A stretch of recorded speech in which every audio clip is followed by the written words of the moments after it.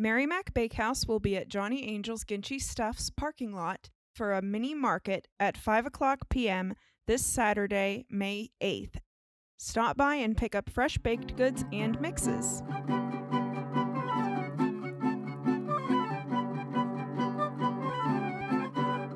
Hello and welcome to In the Kitchen with Mary Mac. Today's episode is focused on asparagus. This is the season for asparagus, the springtime. It's just the very beginning of May, and right now in grocery stores, probably from the Midwest to the East Coast, you can get pretty nice asparagus now. A lot of it is from South America.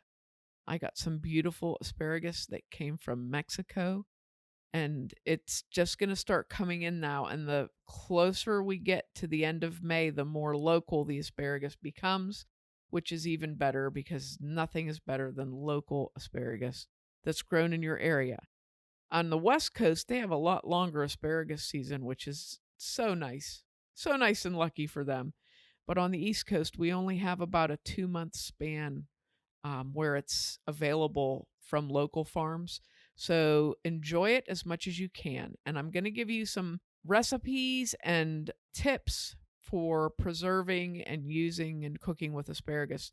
Because what I really like to do is buy it and freeze a lot of it so that I have it for use throughout the year until the next asparagus season. So here is what you do with asparagus. First of all, cleaning. I don't peel asparagus. Some people do. They peel it because the skin can be kind of tough, or the outside edge of it can be kind of tough. Even where it's tender, the closer you get to the bottom. If you like to peel it or want to try peeling it, go right ahead. And you basically just peel the bottom of the stem after you have snapped the tough end off. As far as cleaning it, what I do with asparagus when I get it is I just rinse it and leave it stand in a colander to drain off and dry well. So, how do you choose good asparagus? What are you looking for? You want the heads to be nice and tight and not like opened and loose, because when they're open and loose, obviously that means it's older and it looks like it's starting to go to seed. So you want the heads of the asparagus to be very nice and tight. I like the asparagus stems to be about 3/8 to a 1/2 inch in diameter. Bigger than that is fine too. I don't really like much smaller than that because it can be kind of like limp sometimes, or sometimes it has a real bitter flavor when it's small like that. So I don't really like it small, but I guess it's all in your taste. So when you're getting it at the grocery store, you want to get asparagus that's like green pretty far down. Sometimes when it starts to age out, the bottom of the stalk where the cut is will be white, and it'll get whiter and whiter as it goes up, So you can tell how long it's been there, really. This last week, I ran into a nice supply of asparagus at our store, and I was able to get 3 nice bundles of it that looked really good, and they each had about 15 spears in them. So that was a nice batch of asparagus to get, and I froze a lot of it and made a few dishes with it. So here's what I did. First of all, freezing. What you want to do is you want to rinse your asparagus really well. You want to remove the tough ends. And if you don't know how to do that, it's fairly simple. You just want to grab the very bottom edge of your asparagus and start to bend it, and it will snap where it's tender. Now, you might have a little bit more of tender left on that bottom that comes off, but it will mainly snap where it starts to get tender, and that's the way you take your good asparagus off. But don't throw away those ends, because we're going to use them for something else towards the end later down the list. Okay, once you have all your asparagus snapped, if you're going to freeze it, cut it into about 2-inch pieces and then just put it into quart freezer bags. I measure usually 2 cups of asparagus pieces, put it into a quart freezer bag, squeeze as much air out as you can and seal it. And then put your bags of asparagus into another bag. This is called double bagging. put it into another bag, and that way it very, very rarely will get frost in it or ice in it. It freezes really nice if you do that. You do not have to blanch or par cook your asparagus for freezing. Just freeze it fresh. And I've been doing this for many, many years, and it always comes out good. And I use it in the same dishes that I use fresh asparagus in. Now, if you want to reheat it and just eat it, you might not like it because sometimes it can be a little bit soft, from freezing it, but it works just fine in the pasta dishes that I use it in. I used it in a quiche, worked very well. So it does work well in cooked dishes like that. If you want to just cook some of your asparagus, you can either cut it up or leave it long, whichever you prefer. And there's several ways you can cook it. I would say your final product is pretty equal. First of all, microwave steaming and regular steaming is the favorite way that I like to cook it. Microwave steaming, you just take your asparagus and rinse it and put it into a microwave dish that has a lid, a good fitting lid. And you can sprinkle it with a little bit of salt, but don't do anything else to it. Put it in and microwave it for 2 to 3 minutes, and then leave the lid on it, and it will continue to steam in there. And then you can serve that with a nice balsamic vinegar or a balsamic reduction. It's great with a balsamic reduction. Just drizzle that on there. It makes a delicious side dish just like that. Even just with salt on it, it's good. Okay, steaming it in a steamer, you want to put about 1 inch of water in the bottom pan of a steamer and bring that to a simmer. Put your steamer pan on, put your asparagus in, sprinkle a little bit of salt on there, and put the lid on and steam it for 8 to 10 minutes. You can check it with a fork and see if it's tender, and that's pretty easy. You can actually do that and then cook some other things in your meal and just let the asparagus steam, and that's a good way to do it. And stir frying, put it in a heavy bottom skillet, bring your heat up to medium, put some olive oil in there, maybe a little bit of garlic, and put your asparagus in and just keep it moving. You don't want it to burn. Keep it moving 5 to 6 minutes and it's cooked. So those are 3 pretty easy ways to cook them. You can also cook asparagus on a grill. It's nice if you have a basket to cook it in. That works nice. You can cook it on a grill. You can roast it in the oven. Just drizzle it with some oil and a little bit of salt and put it on a baking sheet in the oven and do the same thing. I bake it on about 375 convection, 8 to 10 minutes, and, turn it every couple minutes. And you can also do that. So anyway is good. My preferred method, to be honest, is microwave steaming. I really like it like that. It comes out good every time, very consistently good. And then I drizzle a little bit of balsamic reduction on it, and it's perfect, delicious. Here's a couple recipes for asparagus. I make these very, very often. The first is, okay, now everyone knows if you've listened to this podcast at all that my pronunciation is not good for anything, English or any other language. So this is something that we eat all the time, and we usually just call it pasta a olio. It's also called aglio a olio, which is Italian for garlic and olive. Alio. Alio. Alio e olio. Alio e Si. olio. Alio e olio. It's just like the jelly donuts, and I'm not getting into that. This is a really easy recipe. You can use any kind of pasta. We like it with angel hair. And basically, you take a large skillet, you heat olive oil in it, whatever type of olive oil you prefer. I like to use organic olive oil because then it actually is olive oil, or olive oil from a really, really good supplier that you can be sure it's olive oil. So put in your skillet about 2 to 3 tablespoons of olive oil, and then depending upon how much you love garlic, 1 to 2 tablespoons of garlic, minced. You can either use the jarred minced garlic or fresh minced garlic. And you just want to heat the garlic in olive oil. You don't want your garlic to brown. You just want to heat it until it's warmed up and you just start to get that smell of the olive oil, okay? In the meantime, While you're starting this, you want to start a pot of water boiling. You're going to cook 1 pound of angel hair pasta in there. Okay. So get your skillet ready with your garlic and olive oil. Get your pot ready and get your water going in your pot.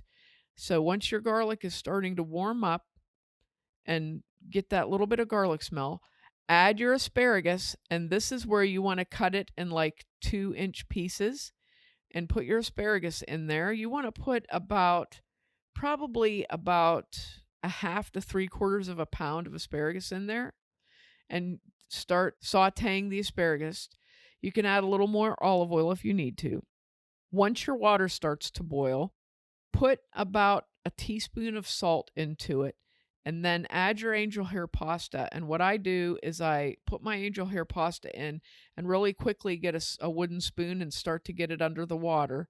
Set your timer for 3 minutes. As soon as you have that angel hair in the water, set your timer for 3 minutes because you do not want to cook this for a very long time.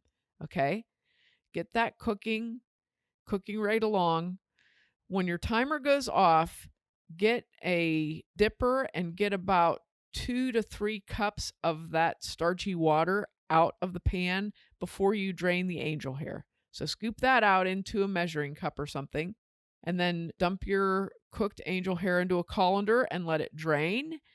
And then, now your asparagus is cooking with your olive oil nicely cooked. You want to take your angel hair and put it very carefully into your skillet with your olive oil, garlic, and asparagus, and start to toss that around, and then take that starchy water and add it a little bit at a time as you toss it around. And probably, I think I just made this the other day, and I think I used about 1.5 cups of starchy water.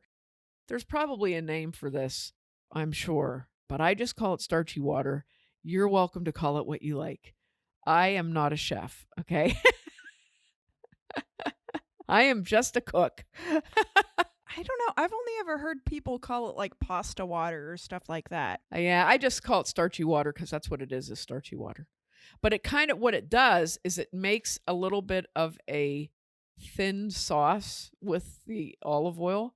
You can also add more olive oil too as you toss this around because you don't want your pasta to stick. You want it to, be warmed and coated well with the garlic, and you want to try it. It's really hard to move the asparagus around in this, but once you get it, nicely stirred and mixed in or whatever, then you're going to grate a little bit of fresh Romano cheese on top of it, maybe about an ounce or two, depending upon how much you love freshly grated Romano cheese. Grate that onto it and serve.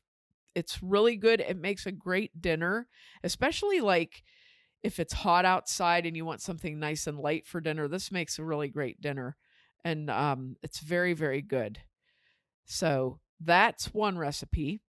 This is the next one we make a lot. This is shrimp and asparagus with penne pasta.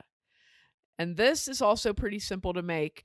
Once you have all your items, you can put your items, prep them ahead of time to dump everything in. It actually goes pretty quickly. So what you'll need is probably 2 pounds of shrimp that is pre-cooked and tails removed. And I like to get the shrimp that is pre-cooked and frozen and, not mess around with cooking shrimp. So basically, if you just thaw your shrimp and pull the tails off, your shrimp is ready to go. You'll need a jar of roasted red peppers, which you're probably going to use about a half a cup of chopped roasted red peppers. You'll need a cup of sliced mushrooms. They can be canned or fresh. And you'll need, again, the Romano cheese. You need about 4 plum tomatoes that have been chopped. And then about a pound of asparagus, which has been cleaned and cut into 2-inch pieces. Oh, and 1 pound of penne pasta. Penne takes 11 minutes to cook. So you're going to want to cook your pasta first, or get your pasta going first, because the rest of it comes together really quickly. So get your water going and get your pasta cooked, and you can actually cook it and drain it and have it in your colander, and then get started on the rest of this. So again, you're going to get a big skillet. You're going to take about 3 tablespoons of olive oil and put in, and a tablespoon of garlic, and begin to saute.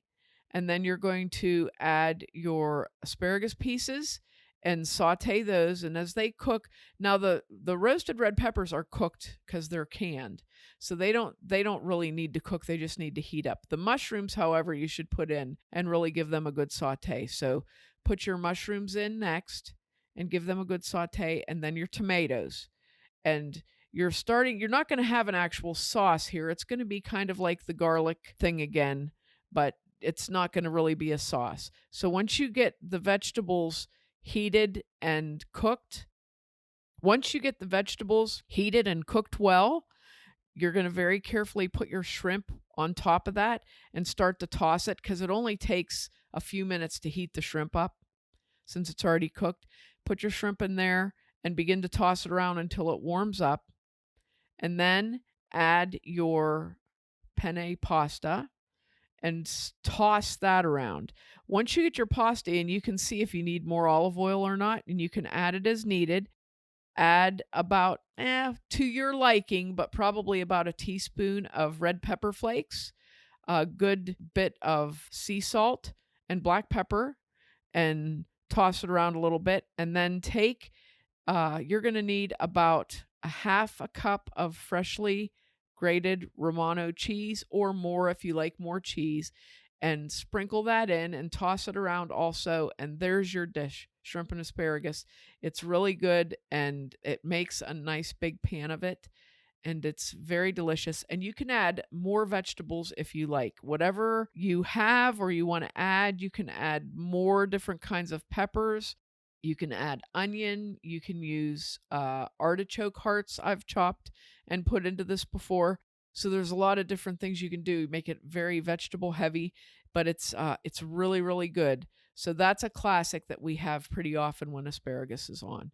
Last, I told you to save those asparagus stems. So every time you have asparagus during the season and you have those stems, what I want you to do is cut the very hardest part of the end off. And you can even use a vegetable peeler and peel off any very hard exterior skin that's on them, and put them into a bag and freeze them. And save them up until you have about 2 quart bags full of the asparagus ends. We're going to make a cream of asparagus soup with these tough ends. Now, I learned something this last time I made them. I was trying to do this recipe using the tough ends instead of just like regular asparagus like you would normally do, because that's a lot I feel like that's a lot you waste, when you take those ends off. You're throwing away, I've done 7 bundles of asparagus in the last 2 weeks, and that was 2 quart bags full of ends. So yeah, that would have been a lot of waste. So what I did, I just froze them as I went along. And when I had the 2 bags full, I put some olive oil, about 2 tablespoons of olive oil in a pan. And I sauteed 1 onion in the olive oil just until I just sweated it, just until it got glossy and started to get clear. Okay. And then I added 3 cups of chicken broth and my thawed asparagus pieces that I had saved. I let those cook for about an hour to soften them up, because they were literally like sticks. Okay. And I got them till I could stick a fork into them, And then I burned up my immersion blender, blending these up to make a sauce. Do not use an immersion blender in this. Very bad idea, because these things have like straw in them, So I learned a valuable lesson. If you have a vegetable strainer, like one I've talked about in the past, I have a manual vegetable strainer that looks like a big cone that's full of holes, and you put your vegetables in there, and then it has a wooden piece that goes with it that presses the vegetables through the holes to strain out stuff. If you have one of those, it's perfect for this job. If not, what I would recommend is this. Take your cooked asparagus pieces about a ladle at a time. Maybe let it cool a little bit. Take them about a ladle at a time and run them through your food processor. And I did this, and it really worked well to separate the threads from the soup broth that I wanted. And then I pressed it through a sieve, which I actually pressed it through a colander. Let me say that. I pressed it through a colander that had small holes, so bigger than a sieve, not as big as a great big colander. And I used that to get the juice out. I was able to get a full quart of asparagus broth out of this. It was, well, when I burned up my immersion blender and I had to think of another way to do this without, I should have just got the vegetable press out. That would have been the thing to do, but I didn't. So I kind of messed around way more than necessary. But if you have a vegetable grinder or a vegetable press, that would work really well with this sort of a thing. So anyway, after messing around with it for a while, I was able to press it through a little colander and get all of this delicious asparagus broth out of it. And then I made a cup of white sauce to thicken it with. So I melted 2 tablespoons of butter. I added a 1/4 cup of flour to that and stirred it very quickly while adding a cup of milk. And then I cooked and stirred that for about 15 minutes until it got nice and thick. Then I added my asparagus broth to it and stirred and cooked it for about a half an hour. And it was really, really good. Really good. Even though I burned up my immersion blender and had to throw it away, the soup was very good. Well worth it. And I didn't feel guilty about not throwing away the tough ends, which burned up my immersion blender. So I'm just putting that out there. Don't use an immersion blender in this. Totally didn't think of it. It got so many. What I should have done was when I was blending it with my immersion blender, every time I picked it up, it had this big gob of asparagus straw stuck in it. I should have thrown that away, but I didn't think of that until after the blender quit working. Then I said, probably should have done that. But now that I've done this and thought it through, I see a better way to do this. I'd like to say, though, when I got this idea, I of course found a recipe on the internet that said to do exactly that thing. Cook the asparagus, put an immersion blender in there, blah, blah, blah. Well, didn't work. So, great idea. I didn't waste my asparagus ends. Use a manual vegetable press or grinder instead of an immersion blender or a food processor that has a very large motor. And it is well worth it. And those are my asparagus recipes for spring 2021. Make sure to check us out online on Facebook at Mary Mac Bakehouse, on Instagram at Mary Mac Bakehouse, on Twitter at Mobile Mary Mac and Mary Mac Podcast, and on our website, marymacpodcast.com. Thanks a lot for listening if you did, and if you didn't, too bad for you.